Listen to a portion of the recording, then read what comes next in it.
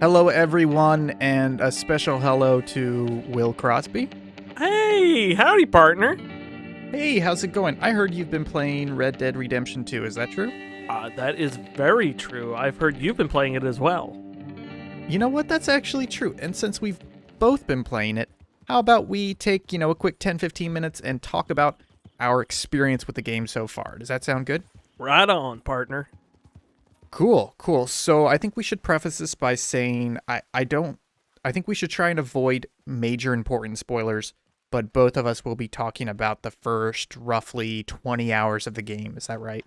Yeah, we just checked. I have 23 hours in the game. And I think I'm at a little over 18. So we've both gotten through the main tutorial area.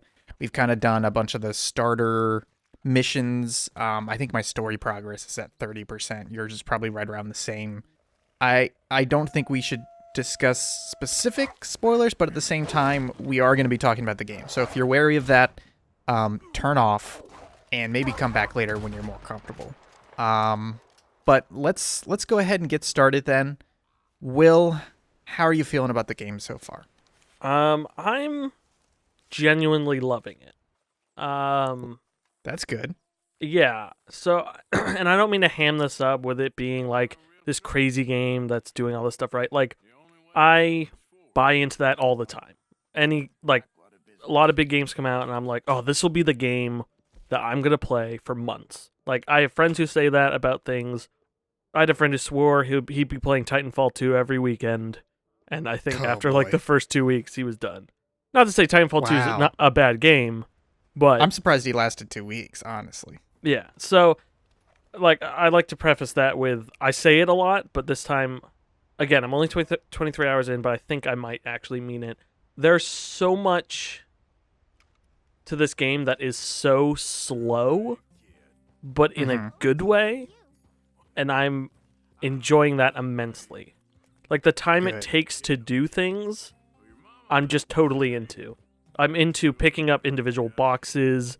Like, you can do chores at camp. I'm okay with... I just do them. It's so weird. I'm so happy that that's how you're feeling about the game, because it's about 50 to 75% at odds with how I feel about the game. This game is like, in my head, this is a really solid 7, honestly, so far. And to be clear, this isn't a review, it's just the game. There are so many things in the game, like you're talking about the slow pickup of items, etc., that feels like an affront to the user experience. Almost as if the game designer said, yeah, wouldn't it be cool, or wouldn't it be really, atmospheric if we did this, but without thinking about how a person with a controller in their hands, how it feels for them. And it's almost a 50-50 balance for me between annoyance and brilliance. And it's really frustrating balance for me. Yeah, I can see that. Yeah, I can see what you say. Like, I understand. Here's the thing. In any other video game, I would be mad. But there's something about that atmosphere and the pacing that makes it okay to me. Yeah. And I agree. I agree wholeheartedly about the atmosphere. And I also do enjoy the pacing. So I'll give you an example. I was playing just this afternoon, and I finally got to the big city. What's it called? Saint Denis or Saint Denis, kind of the New Orleans city. And just to be clear, I wasn't there because of a story mission. I just stumbled across it while exploring. And I walked into a bar, and it was like a really fancy bar. Everybody there is dressed up, and they're spending a lot of money. And there was just this really boisterous, painted lady in the corner who I think was an author, because she kept talking about how her books were much better than everybody else's.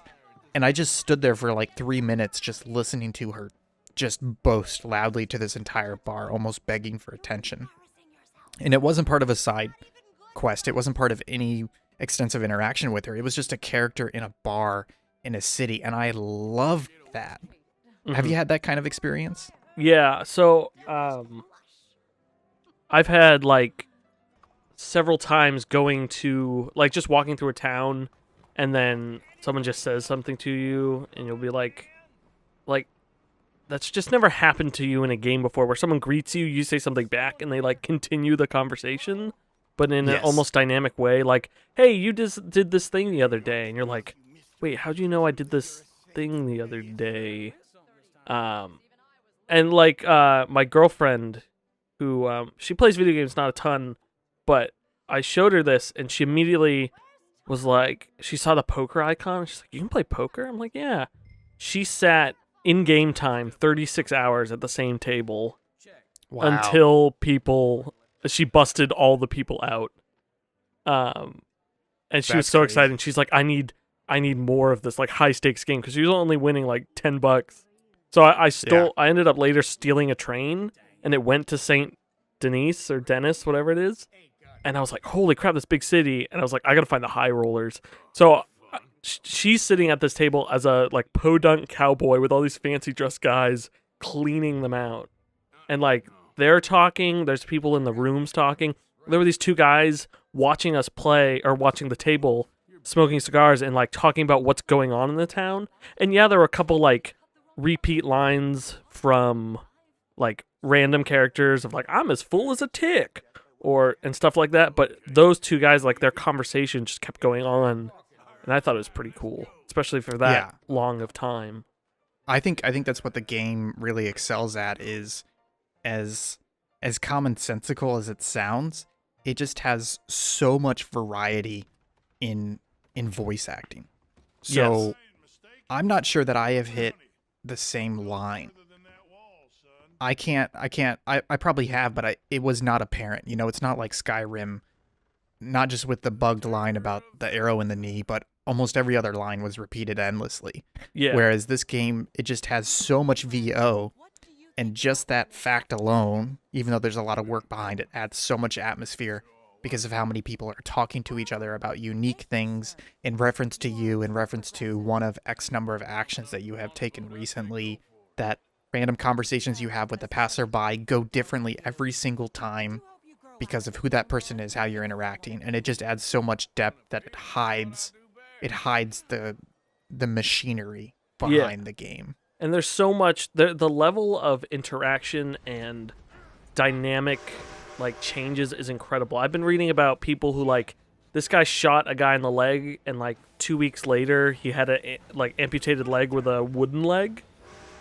Wow. Or like this one guy killed this lady's wife, and there was a freshly dug grave the next day.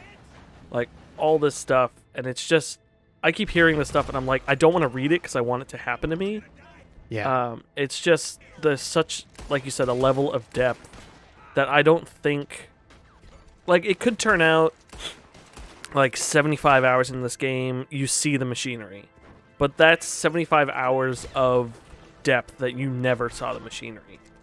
And I think that's almost worth it if you can get away with it for that long, because then it's like you fooled the player into thinking this is a real breathing world, instead of them being like, oh, there's the guard saying stop citizen 10th time today. Although I will say, playing poker, you will hear the same line over and over and over again, so I don't think they expect you to play that much poker. But so I will disagree with you though on the machinery being hidden completely for 75 hours, because as much as the VO and the interactions with the NPCs do a really good job of adding immersion, there are 10 seconds later every time I have to use an interact prompt and it doesn't quite line up exactly, or I go to interact with somebody and it's all grayed out, the interact, until their VO line ends. There's all these little moments where the mechanics shine through and it makes me frustrated, and then I think about it, oh, this is bad user experience, this is bad game design, this is a game all over again. And it just, I don't know, you mentioned that you like picking up items slowly, but do you have as much trouble with like looting as I do when there are multiple items in a small range, and it's just so difficult to like pinpoint a specific item, pick it up, move to the next item? not real. Like most of the time when I'm in a house, I'll switch to first person and loot that way. I tried that, but it's only marginally better. It's just so frustrating. I don't know. It does a really good job at immersion, but there's just a lot of frustrated. Like, so I want to. One specific example I have is So do you remember the mission in the tutorial area where you first meet John Marston? Yes. So to set it up for those of you who don't remember it, who haven't played the game, you're in the tutorial area and Javier says, "Let's go get John Marston." So you ride across the snow for 4 minutes and you're having dialogue back and forth, which is fine. And then you get to a snow area and they make you go on this 4-minute slow walk with Javier, climbing all the way around a mountain. And I think the only thing you learn during that entire segment is how to jump and climb, which is just hold forward and press And crouch. X. Yes, and crouch. But it's like a 4-minute walk. And then you get to John Marston. You pick him up and you walk 10 seconds to your horse, because it turns out that when you parked your horses, you were only 10 seconds away from him in the first place. And it was this entire 10-minute sequence with the horse ride to go get him, the climbing around the mountain to picking him up, that I was so frustrated by, because that entire 10-minute experience taught me how to jump and how to crouch, and that was it. And then the level design was so lazy that it just felt like they had stuffed it with as much time as possible, and it was horribly frustrating. Did you feel the same way with that one, or am I completely off base here? For me, I really enjoyed it. I thought the whole thing was cool. I don't know. I was just so soaked in the atmosphere at that point. Like, the whole intro area with the snow and all that crap is just so... Like, I was just eating it up. Yeah. Actually, I wanted to ask, when there's a point where you... I forget who else, and Dutch go up to a house, and Yes. Dutch goes up to talk. Yep. And so a character says something to you, which then you can kind of act. And so I acted quickly and fired my gun. And I'm wondering, Yes. and Dutch then says to me, "Why'd you do that?" Like, it's this dynamic line about I could have talked my way out of it, whatever. I just want to know, did you shoot or did you let him talk? I shot relatively quickly, and Dutch said the same line to me. I'm not sure. It looked like they were about to pull their gun. Yeah, So I I'm not want to saying know what would have happened.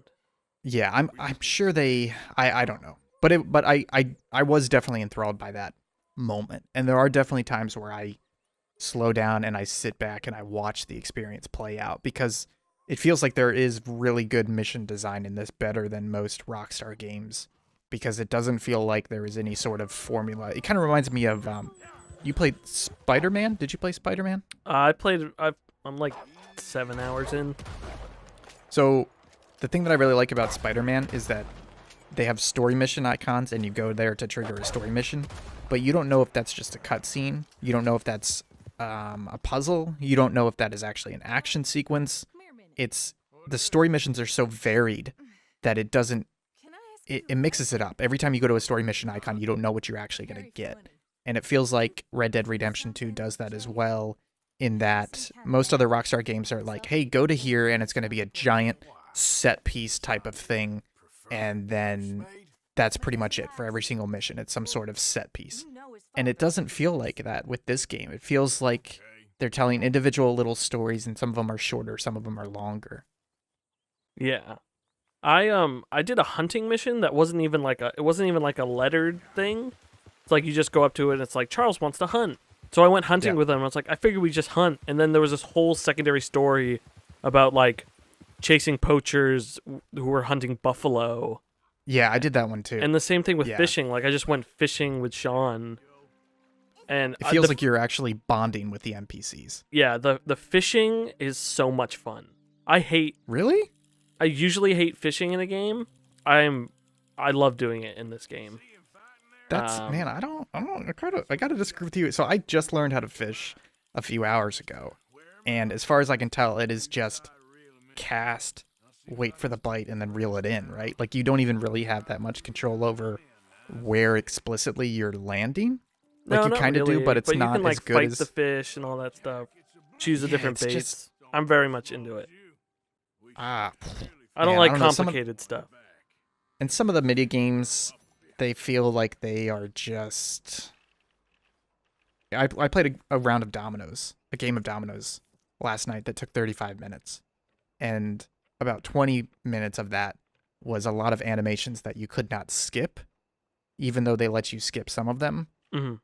And as much as I agree with atmosphere and kind of letting you sit in that moment, it does get to a point where it's like, okay, let me skip some of this stuff. Let me turn on an option for quick item pickup in the menu or things like that. And it feels like they're so dedicated to the pacing of it that they forgot about how the user is going to feel.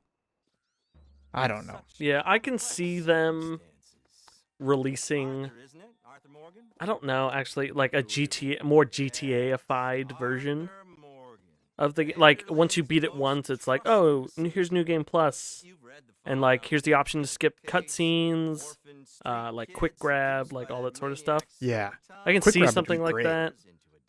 I read an article that was like, they were trying to argue whether or not the slowness of the game affects replayability, and I think it does. yeah, I think it affects it in the same way replaying a Zelda game.